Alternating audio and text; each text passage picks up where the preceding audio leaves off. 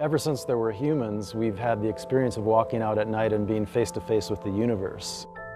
That's inspired art, it's inspired religion, it's inspired philosophy, you name it. And now by and large, we've lost that experience. Most Americans have never even seen the Milky Way, for example. That kind of cost is difficult to really gauge. Writer Paul Bogard is not anti-light, but he is certainly pro-darkness. His book, The End of Night, is sort of a love letter to the wonders of the night sky and the importance of darkness. Darkness is really important for us in many ways. It's important to our body, our physical health, our mental and psychological, even spiritual health. It's important for the environment in which we live. From the extraterrestrial vantage point of a satellite, the relentless march of illumination over the past century is clear. Most of us live in an ocean of man-made light. There are dark places left, but the light is quickly overwhelming them. And by 2025, the U.S. will have no truly dark places left. We humans evolved like all life on Earth in bright days and dark nights, and we need both for optimal health. And so our bodies have never had a chance to evolve to adjust to all this bright light at night. It's hardly a surprise that Bogard's book starts with a visit to the brightest place on the planet, Las Vegas, home to the single brightest man-made light on Earth, the Luxor beam, a concentrated stream of light from an array of enormous bulbs. Like millions of other tourists, Bogard is dazzled by the astounding neon creations that beckon visitors to Las Vegas.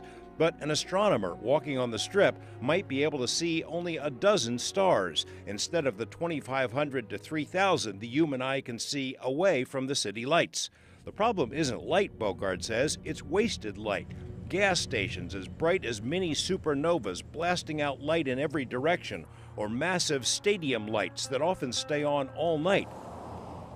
Car lots that need the output of a small nuke plant to keep their jalopies illuminated all night. Ditto for empty parking lots. There is darkness on the edge of town, Red Rock, for instance, and you can tell the point where you escape the light. But even the darkest places are overwhelmed by the inescapable glow of Las Vegas. If you imagine the lights in your house, we almost never are going to just have a bare bulb in a socket or in a fixture. We're going to always have a shade on that light. And the concept is the same with lights outside. Unlike some environmental challenges, light pollution is something we can fix, Bogard says. In Summerlin and other parts of the Northwest Valley, for instance, street lights are lower and more shielded. Light is focused down where it's needed, not up where it's wasted. You can see the dramatic difference between the shielded lights of Summerlin Parkway and the unshielded lights of US 95. Entire neighborhoods have no streetlights at all, just small lights for home addresses. Residents love it.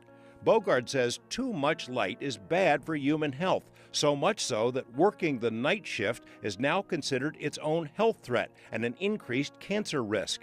Excessive light is a cause of widespread sleep disorders. It's a more direct threat to hundreds of other species, including birds and turtles.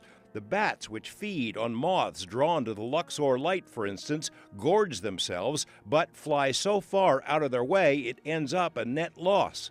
The same state that's home to the brightest spot also has some of the darkest. The Great Basin National Park was created in part because of its scenic vistas, especially at night. We do have some of the darkest skies in the country, and you can see the Milky Way galaxy like you would never believe it.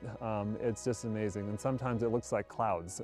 The stars are clustered so thick together. But the sky over us was the same sky you would have seen 200 or 300 years ago when, say, Lewis and Clark were crossing the continent. Even though it's 400 miles from Las Vegas, wasted light is already impinging on the Great Basin's night views.